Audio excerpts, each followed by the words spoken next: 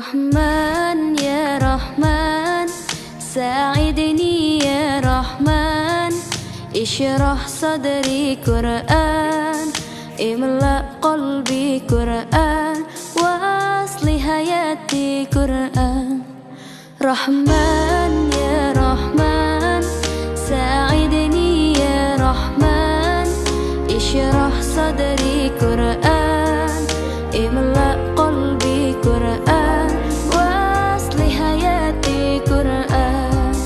رحمن رحمن ساعدني يا رحمن اشرح صدري قرآن املأ قلبي قرآن واصلح حياتي قرآن لله لله يعفو أملي لله ولحفظ كتاب الله من أول بسم الله للختم وللرضوان رحمن يا رحمن ساعدني يا رحمن اشرح صدري قرآن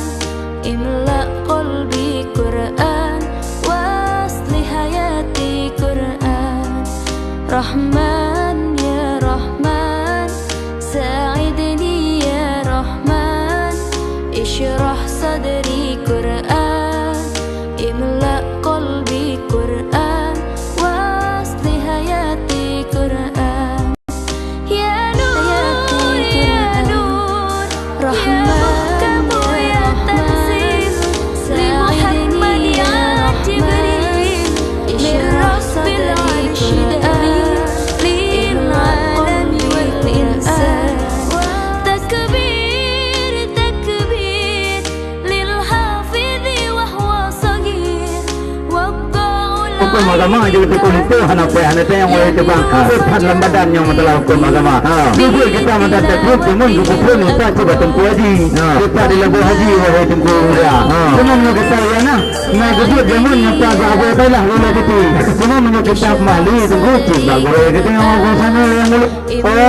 Nanti menurut kita patah nanti cukup sabar dan cukup hari. Yang itu yang kita petang. Terus ada rumah harus terus kena hukum agama. Bukan itu orangnya menyambut agama katut lambadan menurut dalam katut lambadan punya doa mana doa perhidang yang dikenan lambadan kerintung dah apa lagi anak bimbang malam kita yang masih dalamnya haji dibacanya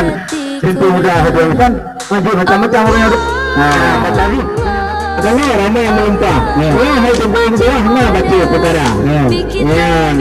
apa tu ada ramai supaya melimpah apa jalan ini mudah dah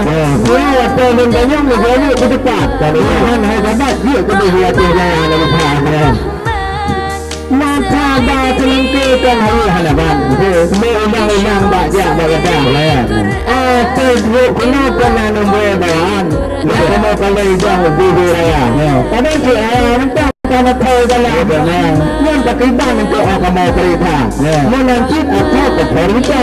semua kenyataan kedua darah semua hal-hal